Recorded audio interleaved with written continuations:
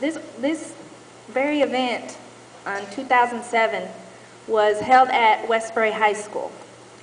Unknowing that November 28th, 2006, my stepson and my husband, he's in the audience, Salvador Ruiz, and my 2 children, Julian was gunned down by a drive-by at 8:30 in the morning on his way to school.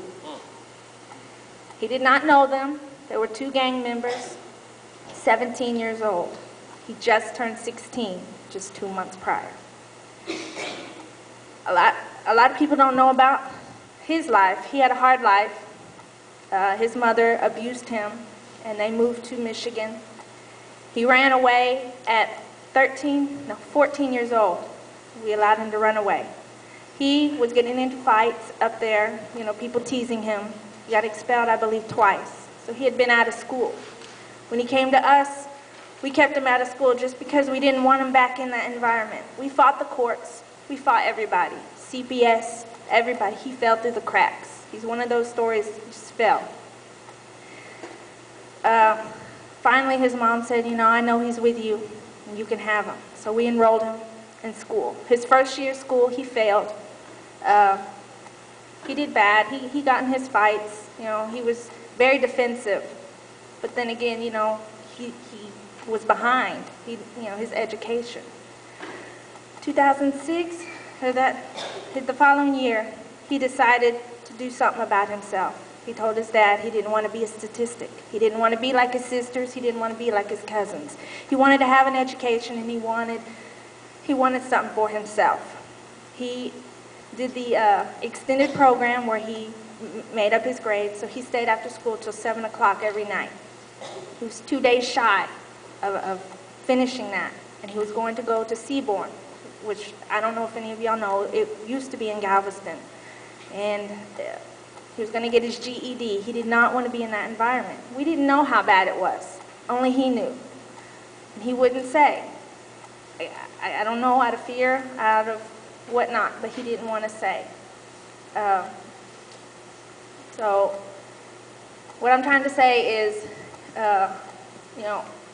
he wanted something better for himself. And he went out and he did it. And for y'all, whatever situation you're in, you should always tell your parents. You should always let them know. You should always let them know where you're going, who you're with.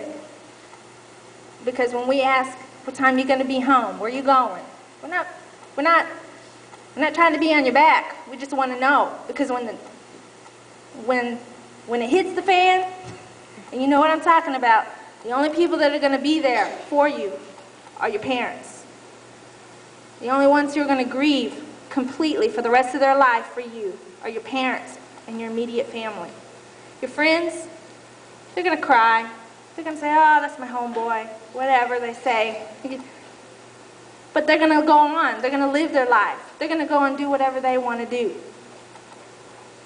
And your families are left with nothing.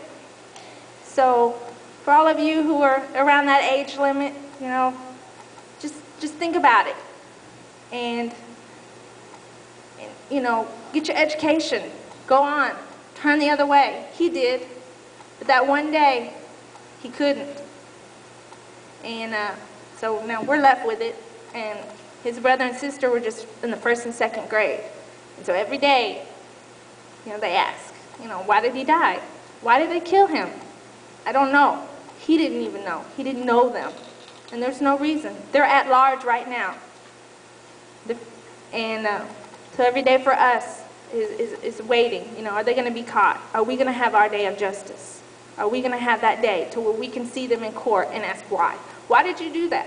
What was the reason? What did he do to you? So for y'all, before you want to pick up a gun or pick up your fists, think about it. Is it worth it? Is it worth taking someone else's life?